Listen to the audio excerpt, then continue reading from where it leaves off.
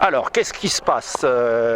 Il semble qu'au niveau local, ça décline le départemental, qui décline le régional ou le national. Qu'est-ce qui se passe donc au niveau des enseignants pour qu'ils suppriment des postes d'enseignants ou des classes?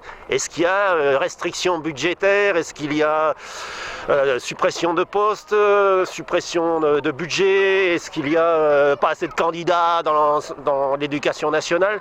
Comment on explique que malgré les effectifs qui sont à peu près pareils d'une année sur l'autre, on dit on supprime une classe? La réponse numéro 1, c'est d'abord le budget d'austérité qui a été voté et qui est voté depuis les gouvernements Attal, Barnier, Bayrou. Oui, mais les 4000 suppressions de postes ne devaient pas être supprimées, donc... Parce que, en fait, les 4000 suppressions, d'après ce que j'ai compris, en fait, c'est les 4000 qui ne trouvaient pas de preneurs de postes. Comment vous l'expliquez, du coup? Alors, moins on propose de postes au concours, moins forcément on a de candidats reçus. Ça, c'est la première chose. C'est-à-dire que l'État a diminué le nombre de postes offerts au concours. Déjà. Il a diminué. Après, on nous dit on l'a diminué parce qu'il y avait moins de candidats. Bon, ça, c'est peut-être un argument fallacieux. Pour nous, il faudrait déjà augmenter les salaires des enseignants, faire en sorte que la carrière soit beaucoup plus attractive. Que les classes soient moins surchargées, ce qui les motiverait peut-être plus à concourir plutôt que d'avoir en permanence des classes surchargées aussi, non? Alors moi je parle déjà à la base de pourquoi les jeunes étudiants ne veulent plus devenir enseignants. Il y a un problème d'autorité, un problème de respect, un problème culturel, on va dire. Et puis après, quand vous avez un bac plus 5, pour débuter à moins de 2000 €, ça ne les intéresse plus, les jeunes. La rémunération. La rémunération. Exercer avec des classes surchargées, c'est pas... Non. Après, une fois qu'on est... Ce sont des échos, tout le monde parle. Donc, mais bien sûr, tout le monde a dans sa famille des gens qui vont à l'école, ou parce qu'ils ont des enfants, ou parce que, étudiants, ils étaient aussi écoliers peu de temps avant. Donc FO, au niveau national, vous constatez, vous, des suppressions? On sait combien de postes supprimés, du coup? Là, cette année, il est prévu 470 suppressions de postes au niveau national. Oui, alors, voilà. Et du coup, dans les Landes, ils disent qu'il y en aura 19. Alors après, c'est décliné l'enveloppe. Le ministère donne une enveloppe à rendre au niveau académique. Et dans les Landes, on nous a dit, vous en rendrez un. Mais rendre un poste équivalent temps plein, c'est pas rendre une classe. C'est ça le problème. Ouais.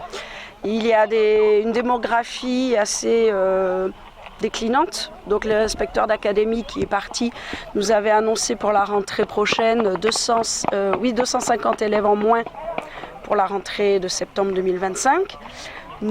Et donc on va rendre un poste. Mais pour rendre un poste, il faut fermer plus qu'on en ouvre. Et il y a des endroits, des secteurs où il y a besoin d'ouvrir. On a des écoles qui sont à 27 élèves moyenne par classe. Donc là, il y a besoin d'ouvrir. Ça, on ne peut pas le nier. Il faut le reconnaître. Mais on a énormément d'écoles, surtout côté Chalosse, qui ont des effectifs, on va dire, moindres. Une moyenne aux alentours de 18 élèves, 19 élèves par classe. Ce qui ne veut pas dire que toutes les classes de cette école sont à 18 ou 19. Non, il peut y avoir des classes à 15 parce qu'il y a un CP, il faut favoriser les apprentissages dès le CP. Et puis on va charger un peu plus les classes de CM1, CM2 par exemple. Donc une moyenne, ça reste un chiffre. C'est comme au niveau budgétaire, un chiffre. À ne pas dépasser, ça veut dire qu'il y a des endroits où on va dépenser plus, des endroits où on va dépenser moins, c'est la moyenne qui compte. Là, à l'inspection académique, c'est la même chose. On part d'une vision comptable. On nous a répondu en CSA, il faut qu'on rende un poste. Donc on va racler les fonds de tiroir et on va dégager un équivalent temps plein. Voilà. Nous, on pense que 19 fermetures, d'abord c'est excessif, c'est inacceptable.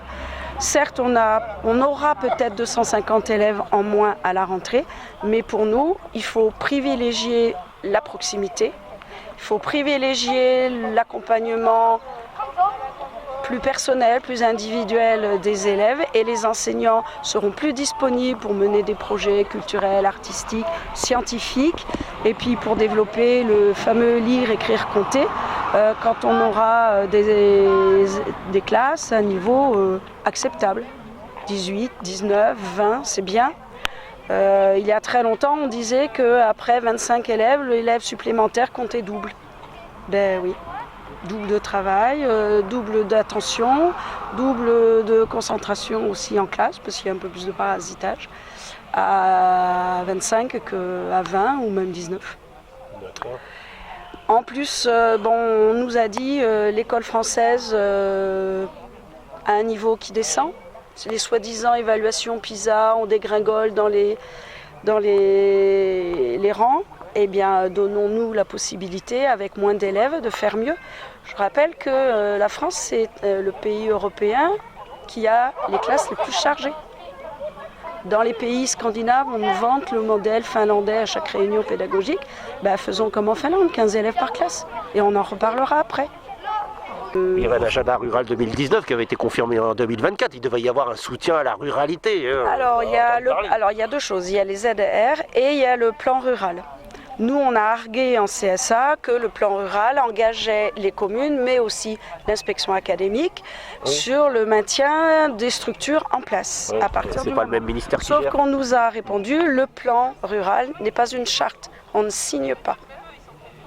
Voilà. L'éducation nationale, voilà. Non, elle n'est pas engagée, elle ne se sent pas engagée par ça. Ah. Voilà le problème. C'est ça. Moi ici je représente l'union départementale, c'est-à-dire l'ensemble des syndicats des Landes, et nous sommes tous derrière bien sûr notre camarade de l'éducation nationale et qui représente le syndicat de l'éducation nationale, le SNUDIFO, et derrière bien sûr les parents qui sont venus nombreux ce soir, vous l'avez remarqué, et les élus pour obtenir gain de cause et garder cette classe, comme vous l'a expliqué Isabelle, qui est très importante pour cette école, mais aussi pour l'ensemble des écoles des Landes qui ont besoin de garder leur classe. Oui, la ruralité en général. Il y a déjà eu l'année dernière des fermetures. Tous les ans. Oui, c'est Tous les ans, on déshabille Pierre pour habiller Paul. Alors que la démographie, a priori, le solde est positif dans les Landes. Il y a plus d'habitants d'année en année. Mais moins d'enfants. La ruralité est la grande perdante, on va dire, de ces fermetures. On peut en parler comme ça, quoi. La démographie augmente, mais l'âge aussi augmente. C'est-à-dire que ceux qui s'installent dans le département des Landes ont dépassé l'âge de fonder des familles. D'accord. Ouais. Donc il faut aussi garder... des jeunes retraités dans les Landes. Voilà, Ouais. il faut aussi garder... Plutôt sur la côte. Voilà. C'est pas la côte d'Azur, mais c'est la... Donc il faut garder l'attractivité La du côte basque. département au niveau emploi. Oui, Et si on ferme des classes dans les écoles rurales, forcément ça impacte l'installation des familles. Les familles vont aller voir ailleurs. Donc il y a un regroupement. Oui, parce qu'elles se renseignent avant d'arriver. Est-ce qu'il y a une école? Combien il y a de niveaux? Est-ce que ça ferme ou est-ce que ça ouvre? Scolaire, c'est important pour des familles. Ouais, donc c'est tout à fait normal qu'on ait des élus, comme on a vu, inquiets de leur attractivité du village. C'est ce qu'on disait, ils font des travaux, ils font des projets de lotissement, Voilà. ils veulent être un territoire attractif. On leur promet même une gare TGV. Donc, et à côté de ça, les services... Et c'est ça le budget d'austérité. C'est austérité déjà. Et le ruissellement, mais pas celui pas le bon qu'on nous avait promis. Austérité par rapport à ce qui risque d'arriver, à mon avis. Oui, ça va s'amplifier.